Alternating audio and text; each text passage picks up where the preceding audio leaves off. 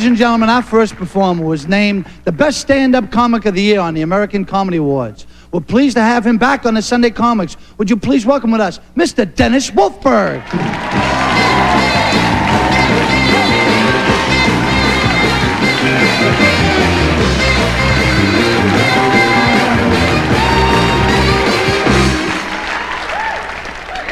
Thank you. Please be seated. Please be seated. Thank you. Thank you. How do you do? Nice to see you. Yes, these are my eyes. I hope they don't frighten you. I should be able to make a fortune selling coffee, ladies and gentlemen, but thank you. Thank you very much. It is really a pleasure to be back in Los Angeles, my hometown now, and one of the great cities in these United States. It really is.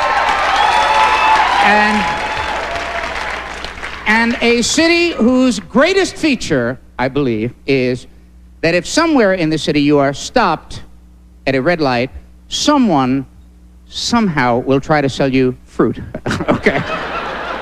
And what a great feature that is, because I think we all recognize the connection between waiting for light and coming down with scurvy, ladies and gentlemen, but only here will somebody try to sell you citric acid. My old hometown is New York. I assume we have other New Yorkers, and a great city, but if you are stopped at a red light in New York, nobody will sell you fruit. They might spit on your windshield and then demand a quarter for this, but they will not sell you fruit. My New York friends will verify that, in fact, however, if you are waiting to get into the Lincoln Tunnel in New York City, the street vendors will sell you cutlery. And what a terrific feature this is, because many times I have found myself, when stuck in tunnel traffic, saying, if only I had service for 6, ladies and gentlemen, I would be able to breathe these fumes in with far greater palatability. The New York street vendors are an incredible breed. With the warm weather, they are out in force. They are not necessarily the most scrupulous human beings. 2 weeks ago, I was back in New York doing a show. There was a vendor outside of Bloomingdale's selling original Picassos. He had one for $29.90, and he said it was the only one Picasso did on black velvet, which it's the one of dogs playing poker. I don't know if you're familiar, as only Picasso could capture in the velvet métier. New York is my old hometown. It is a city where I maintain an apartment and a car, insanely enough. Well, 2 weeks ago, while back visiting my town, I had a minor automotive mishap. While driving down Lexington Avenue, the light turned yellow.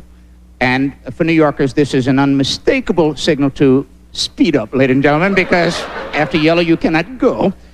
So the light turns yellow, I accelerate and zoomed through my space. Now, had the car in front of me done the same thing, the way God meant for drivers to do it, yellow, perhaps we would have not met under such abrupt circumstances. Interestingly enough, this was not my first yellow light accident. I had a more serious encounter several years back when, while driving down 2nd Avenue on that occasion, the light turned yellow. I accelerated, but on this occasion, the light turned red far more rapidly than I had anticipated, yes. Because when you see a yellow light, you generally predict how much time it will be and how much turf you can traverse in the interim. But it was red, and I jammed on my brakes, and I ended up stopped in the middle of the intersection, which for many, many years of living in New York, I knew was not the place to be, ladies and gentlemen. And New Yorkers, God bless them, are so renowned for their patience. I was touched by how many suggestions came hurling my way.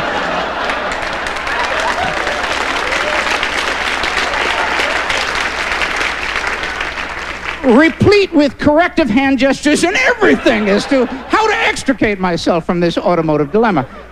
I mean, I wanted to drive forward, but already a group of eager pedestrians had begun crossing the transversal.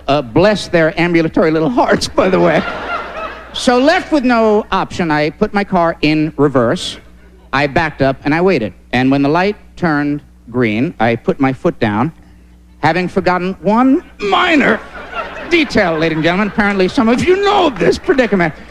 So you could imagine the shock on my face, not to mention the shock on the face of the guy behind me, as we suddenly became one. The man behind me, a New York taxi cab driver. Yes, one of the lowest forms of humanity, ladies and gentlemen. A man who had not only a truculent attitude, but a name that had 9 consecutive consonants. I tried to break the tension with some humor. I said, "You speak English." Now, you people are laughing, and you don't even live in New York, but this man apparently had his sense of humor surgically removed when he passed through immigration. And thus began an interchange that would have done the House of Commons proud. He lobbed the first salvo when he called me not so much a person as an orifice, ladies and gentlemen. And considering he did not have great command of the language, I was impressed with his knowledge of anatomical parts, particularly one where the sun don't shine. I responded by suggesting that he had been born without the benefit of wedlock.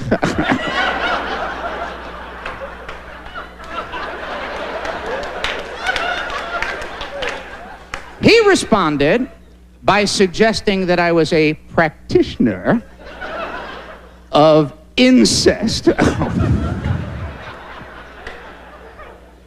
I responded by suggesting that he was the offspring of a female canine, to which he then suggested that I do something to myself that, were I to have obliged, might have resulted in my becoming pregnant, ladies and gentlemen. He must have thought me hermaphroditic, not to mention double-jointed, and in fact I said, if I could do that, would I be arguing with you? I'd be in for the winter, and thank you very much. You've been a wonderful friend.